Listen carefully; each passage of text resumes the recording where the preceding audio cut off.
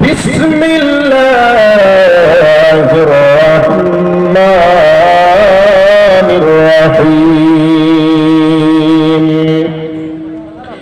ইন্নামাল মুমিনুনা আল্লাযীনা ইযা যুকিরাল্লাহ ওয়াজিলাত কুলুবুহুম وإذا تليت عليهم آياته زادتهم إيمانا وعلى ربهم يتوكلون الذين يقيمون الصلاة ومما رزقناهم ينفقون أولئك هم المؤمنون حقا لهم درجات عند ربهم مغفرة ورزق كريم। আল্লাহ রাব্বুল আলামিন বলেন, আমি আল্লাহ পবিত্র কোরআনুল কারীমের সূরা আনফালের মধ্যে মুমিনদের আমি আল্লাহ পাঁচটা বৈশিষ্ট্যের কথা আলোচনা করলাম। এক নম্বর হলো আল্লাহ পাক বলছেন, ইন্নামাল মুমিনুনা আল্লাযীনা ইযা যুকিরাল্লাহু ওয়াজিলাত কুলুবুহুম। মুমিন যারা হবে, আল্লাহ পাক বলছেন মুমিন যারা হবে তারা যখনই আল্লাহকে স্মরণ করবে, আল্লাহর স্মরণে তাদের অন্তরটা কেঁপে উঠবে। এবার কি করে স্মরণ করবেন? আপনাকে দুইটি পয়েন্ট ছোট করে না বললে বুঝবেন না। আপনি একটা সুস্থ মানুষ রাস্তা দিয়ে চলছেন, হঠাৎ করে দেখলেন একটা মানুষ অসহায় ন্যাংরা করা হয়ে জমিনের উপরে পড়ে আছে। ওই মানুষটাকে দেখবেন, আল্লাহকে স্মরণ আসবে। কি বলি স্মরণ আসবে? আল্লাহকে বলবেন, দয়াল প্রভু মাবুদ গো, তুমি আমাকে সবল সুস্থ করেছো, আমার দুই হাত দুই পাকে তুমি ঠিক করে রেখেছো, আমি জমিনের উপরে চলাচল করতে পারি, কিন্তু এই ব্যক্তিকে তুমি অসহায় করেছো, মাবুদ গো তুমি আমাকেও এইভাবে অসহায় করতে পারবে। এই বলে আল্লাহকে স্মরণ যখনই করবেন, অন্তরটা আল্লাহর হয়ে কেঁপে উঠবে। যদি কেঁপে ওঠে তাহলে জেনে নিবেন মুমিনের একটা বৈশিষ্ট্য আপনার ভিতরে বিদ্যমান রয়েছে। আর একটা বলে নেই, আপনি কোন জায়গায় সফরে যাবেন, আপনি পাহাড়ের চূড়াতে উঠবেন, পাহাড়ের চূড়াতে উঠে আপনাকে বলবে, আহারে এই পাহাড়ের ব্যাপারে আমার রব বলেছেন, ইয়াউমা তাকুনুল জিবালু কাল ইহনিল মাফুস। আল্লাহ রাব্বুল আলামিন বলেন, কিয়ামত যেদিন অনুষ্ঠিত হবে, লক্ষ কোটি মনে রসুলের পাহাড়গুলিকে ধ্বনিত তোলার মতো করে উড়িয়ে দেওয়া হবে, ধ্বনিত তোলার মতো হয়ে উড়ে যাবে। আর মানুষ সেদিন বলবে, আল্লাহ এর পাহাড়ের কাছে আমার তো কোনো মূল্য নেই, সামান্য ক্ষুদ্র, এই পাহাড়গুলিকে তুমি যদি ধ্বনিত তোলার মতো করে উড়িয়ে দাও, নিশ্চয়ই তুমি আমাকেও উড়িয়ে দিতে পারবে মাবুদ গো।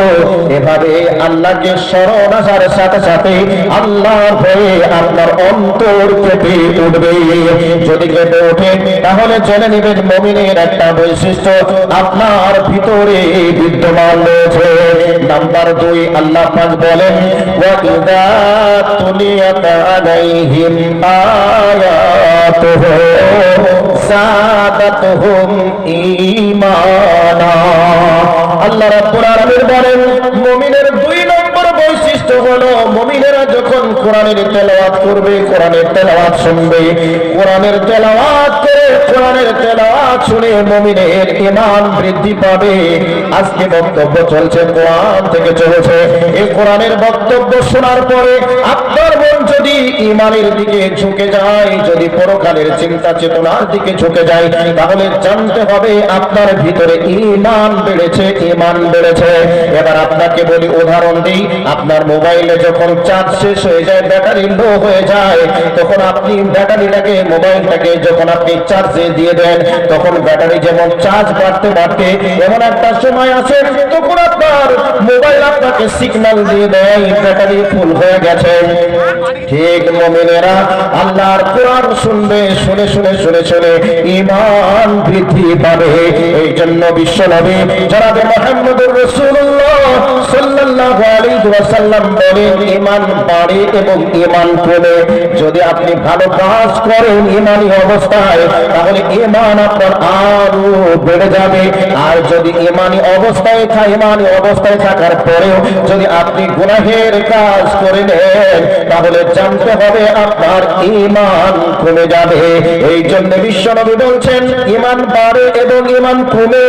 আল্লাহ রাব্বুল আলামিন এই জন্য বলছেন, ইযা তুলিয়াত আলাইহিম আয়াতুহু যাদাতুহুম ঈমানা। আল্লাহ রাব্বুল আলামিন বলেন, মুমিনেরা কোরআনের তেলাওয়াত শুনবে, তাফসীর শুনবে, মুমিনের ঈমান বেড়ে যাবে।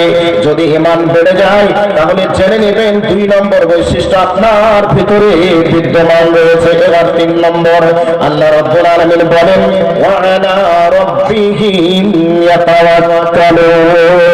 আল্লাহ রাব্বুল আলামিন বলেন, মুমিনের 3 নম্বর বৈশিষ্ট্য হলো মুমিনেরা কোনো বিপদে পড়ে গেলে উদ্ধারের মালিক আল্লাহকে মনে করবে। মুমিনদের কোনো সমস্যা হলে সমাধানের মালিক আল্লাহকে মনে করবে। পৃথিবীর কোনো ডাক্তারের কাছে, কোনো নেতা নেত্রীর কাছে ভরসা না করে একমাত্র ভরসার মালিক আল্লাহকে মনে করবে। যদি আল্লাহকে ভরসার মালিক মনে করে, তাহলে জেনে নিতে হবে মুমিনের বৈশিষ্ট্য 3 নম্বর গুণ আপনার ভিতরে বিদ্যমান রয়েছে। এবার আপনাকে একটা ছোট্ট করে ঘটনা বলে দিই, কান করে শুনে নিন। বিশ্বনবী আমার কাফেরদের যন্ত্রণায় জর্জরিত হয়ে অত্যাচারে জর্জরিত হয়। বিশ্বনবী আমার মক্কা ছেড়ে যেদিন মদিনায় পাড়ি দিবেন, এই অবস্থাতে জিবরাইল এসে আল্লাহর নবীকে বলছেন, নবী গো, বড় অবস্থা খারাপ হয়ে গেছে, আপনার বাড়িটাকে চতুর্দিক থেকে বেঈমানেরা ঘেরাও করে নিয়েছে, পেলেই আপনাকে মেরে টুকরা টুকরা করে দিলে। অতএব আপনাকে এই মুহূর্তে মক্কা ছেড়ে মদিনার দিকে যাত্রা করতে হবে। নবীজি বললেন, এটা কি আল্লাহর অর্ডার হয়ে গেছে? নবীজিকে জিবরাইল বললেন, জি হ্যাঁ, আল্লাহ পাকের অর্ডার হয়ে গেছে, এক্ষুনি আপনাকে যেতে হবে। আল্লাহর নবী হযরত আলীকে ডাকলেন, আলী রে, আমাকে এই মুহূর্তে মক্কা ছেড়ে মদিনায় যেতে হবে, কাজেই তুমি আমার বিছানাতে শুয়ে যাও, আমার চাদর গায়ে দিয়ে তুমি ঘুমিয়ে যাও। আল্লাহর নবী এই অবস্থাতে যে আলীকে রাখছেন, আলীর তো ভয় হওয়ার দরকার ছিল। নবীকে বলতে পারতেন, নবী গো, আপনাকে পেলেই মেরে দিবে, এই অবস্থায় আপনার দেওয়া বিছানায় আমি কেমন করে ঘুমাই, কারণ আমাকেও তারা মুহাম্মদ করে মেরে দিতে পারে, এইরকম চিন্তা আসতে পারে। কিন্তু আলী আল্লাহর নবীর কথা শুনে কোন রকমের কথা ভাবনা চিন্তা গবেষণা না করে নবীজিকে তাড়াতাড়ি সেফটির সঙ্গে বার করে দিলেন, চলে যান। আল্লাহর নবী চলে গেলেন মক্কা ছেড়ে মদিনার দিকে। লম্বা এখানে ঘটনা আছে, আমি ওই ঘটনায় গেলাম না। এবার হযরতে আলী বিছানাতে শুয়ে গেলেন, বেঈমান না অপেক্ষা করছে কখন নবী বার হবে, মেরে দিব। এবার সকাল যখন হয়ে গেল, তখন দেখছে মুহাম্মদের ঘরে, মুহাম্মদের বিছানায় হযরতে আলী আছে। এবার আলী বিছানাতে শুয়ে আছে, তাদের রাত হয়ে গেল, মুহাম্মদ কোথায় গেল খোঁজাখুঁজি লাগিয়ে দিল। তবে যাই হোক, এবার চলে গেল। আল্লাহর নবী মক্কায় যখন পৌঁছে গেলেন, আনসার মুহাজিরদের কাছে ঘটনাটা বললেন, সিচুয়েশন এমনই। এবার আনসার মুহাজিরদের মনের ভিতরে কৌতূহল জেগে উঠলো, আলী কি অবস্থায় আছে। এবার আলী যখন হিজরত করলেন, আলীকে জিজ্ঞাসা করলেন, আলী, তোমার ওই রাতের ঘটনাটা জানার জন্য আমাদের মনের ভিতরে কৌতূহল জেগে আছে, আমাদেরকে জানাও, সেই রাতটা কেমন করে তোমার পার হয়েছিল, তুমি বলো। হযরত আলী রাদিয়াল্লাহু তাআলা আনহু তখন আনসার মুহাজিরদের সামনে বললেন, ও আনসার মুহাজিরের দলেরা, তোমরা শোনো, ওই রাত্রিতে আমার কোনো ডিপ্রেশন হয়নি, আমি কোনো ভাবনা চিন্তা গবেষণাও করিনি, কারণ আমার আল্লাহর নবীর কথার উপরে বিশ্বাস ছিল। নবীজি আমাকে বলেছিলেন, আলী, তোমাকে আমার পরে মক্কা ছেড়ে মদিনায় যেতে হবে, অতএব আমাকে হিজরত করতে হবে, আমাকে মারতে পারবে না বা আমি মরবো না, তবে হিজরত করবো, যেহেতু নবীজি বলেছে। নবীজির মুখ থেকে যেহেতু কথা বার হয়েছে, নিশ্চয় বেঈমানকে আমার ক্ষতি করতে পারবে না, আমাকে আল্লাহ যথেষ্ট রয়েছে হেফাজতের জন্য।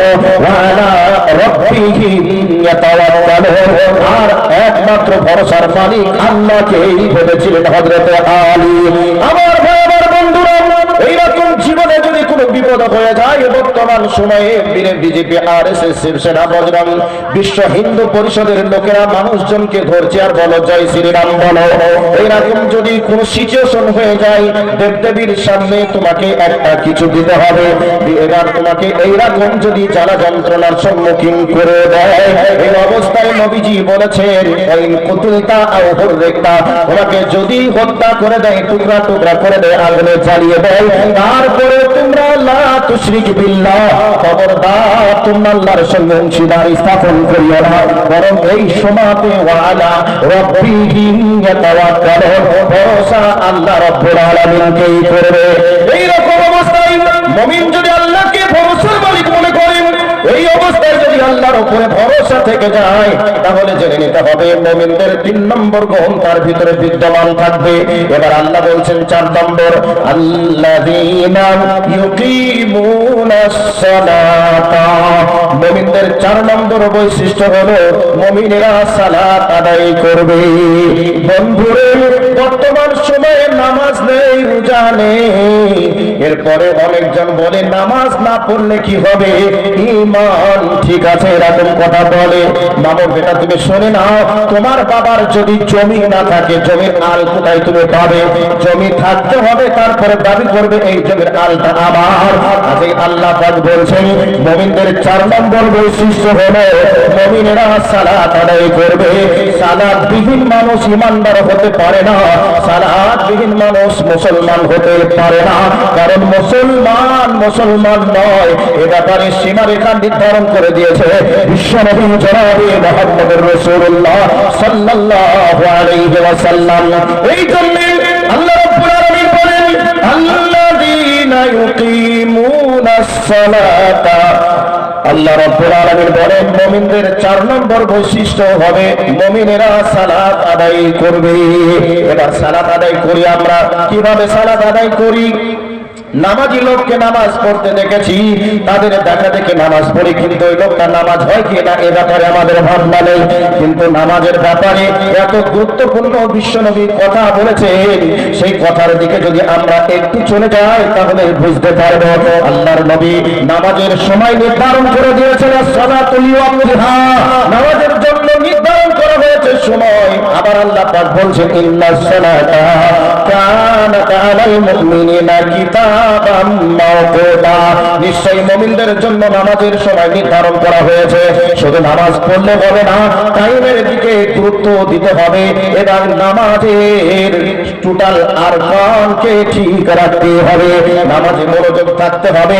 নামাজে মনোযোগ না থাকলে, টাইমের উপরে গুরুত্ব না থাকলে, আমার আল্লাহ ওই সমস্ত নামাজীদের জন্যই বলেছেন ফাওয়াইলুল লিল মুসাল্লিন আল্লাযীনা হুম আন সালাতিহিম সাহুন। আল্লাহ রাব্বুল আলামিন বলেন ওই নামাজীদের জন্য রয়েছে ওয়াইল নামক জাহান্নাম।